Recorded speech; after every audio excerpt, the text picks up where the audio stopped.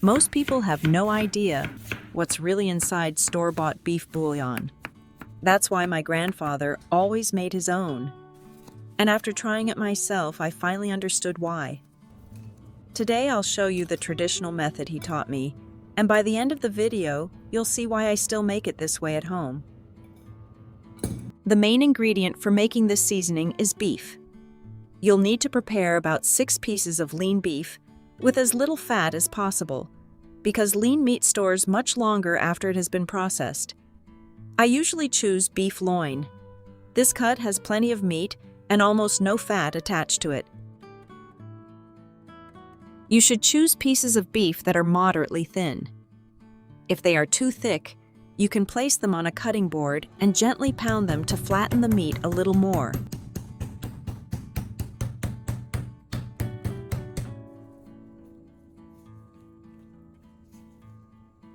After that, place each piece onto a rack and lightly season the meat with a little coarse salt or regular table salt, if that's what you have at home. You only need to sprinkle on a thin layer, and you should not add too much to avoid the salt soaking too deeply into the meat. Salt helps draw excess moisture out of the meat, allowing it to dry faster while sun-drying or dehydrating.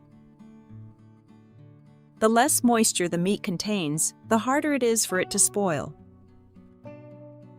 After sprinkling salt on both sides, let the meat rest for about 15 to 20 minutes. While the beef is resting with the salt, prepare some vegetables and herbs to create a light, fresh, and naturally sweet flavor for the beef broth powder. You'll need 1 onion, 1 garlic bulb, some fresh cilantro, and fresh parsley. These ingredients all have very distinctive aromas and work wonderfully in this seasoning. First, with the fresh cilantro and parsley, remove the stems and keep only the leaves because this is the part that gives the main aroma.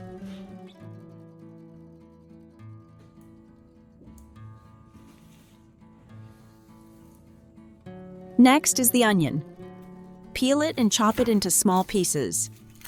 I usually dice it like this because it dries more easily while still keeping its full flavor.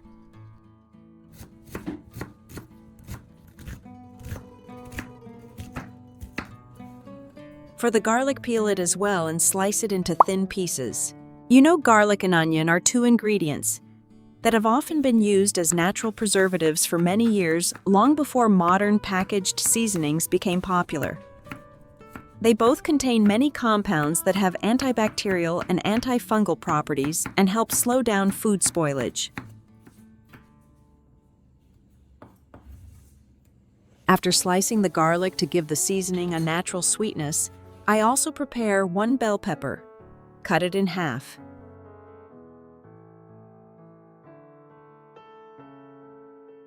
Remove the seeds, then slice it lengthwise.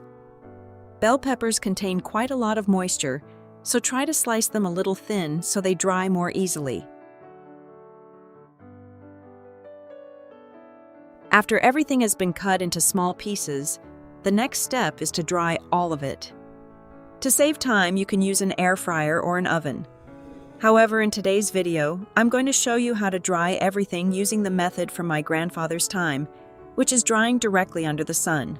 Gently spread everything onto trays, racks, or even baskets with small holes. You should separate each ingredient so they do not mix together, making sure everything dries evenly and for the proper amount of time. As for the garlic and onion, they are smaller in size and will shrink as they dry, so I place a fine mesh underneath to keep them from falling through once they become dry.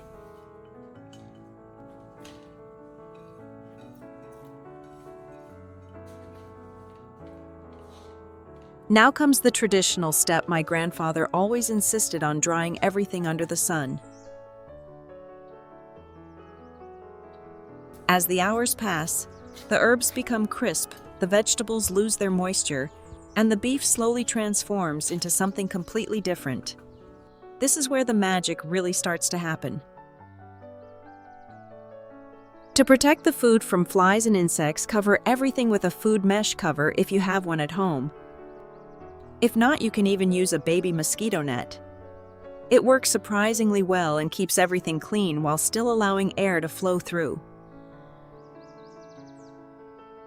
Every time I make this seasoning, it reminds me of my grandfather. Back then, I never understood why he spent so much time drying herbs and beef in the sun.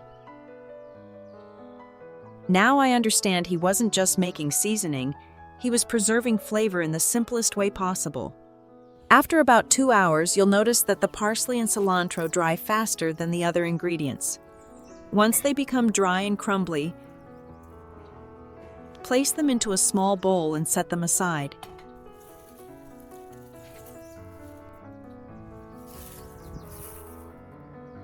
Meanwhile, occasionally stir the garlic and onions so they dry more evenly and faster under the sunlight.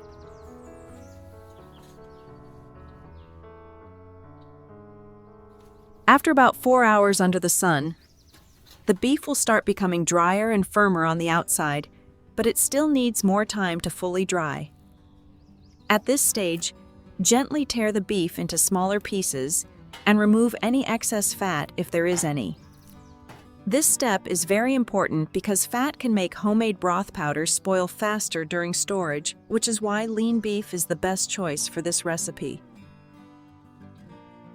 At this point, the beef has become dry and firm, but still has a slight chewiness and a wonderful aroma. After tearing the beef into smaller pieces, continue drying it until the beef is completely dehydrated. After about 8 hours under the sun, everything will be completely dry. The beef will become firm and dry on the surface, while the onion, garlic, herbs, and bell pepper will also become dry and crispy. At this point, the aroma is completely different from where we started. The beef smells richer, the herbs smell more concentrated, and everything already hints at the seasoning we're about to create. Honestly, this is the moment when I start getting excited every single time. Now place all the dry ingredients into the bowl of a large blender and start blending them until smooth.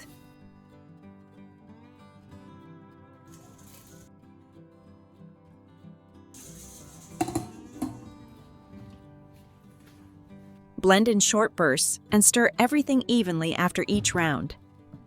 Within seconds, the kitchen fills with an aroma that reminds me of homemade soup simmering on the stove. It's hard to believe that a few simple ingredients can create something that smells this rich.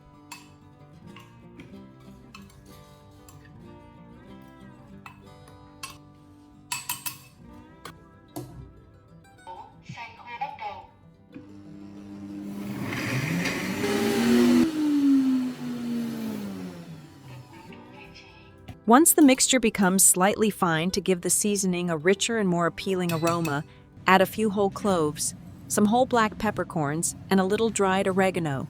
Then blend everything once more until completely smooth. Cloves give the bouillon powder a warm and deep aroma, while black pepper adds a mild spiciness. The oregano helps bring all the ingredients together, creating a rich homemade scent. At this point, your kitchen will already be filled with a wonderful aroma. After all the ingredients have been blended into a powder, pour the mixture through a fine mesh strainer to make the bouillon powder smoother.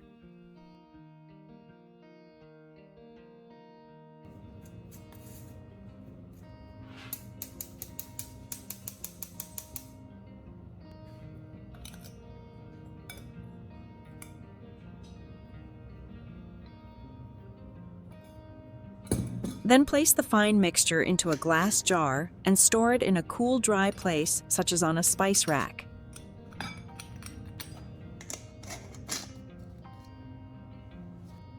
You can spread the remaining coarse pieces under the sun to dry a little more, then blend them again later. Or you can keep them and use them in soup stews or other homemade dishes. Now your homemade beef broth powder is finally ready. Store-bought bouillon is convenient, but when you make it yourself, you know exactly what's inside, and the aroma is completely different. Richer, cleaner, more natural. You can use it to season soups and broths, to make them richer and more aromatic. Add it to fried rice, stir-fried noodles, or porridge to enhance the natural flavor.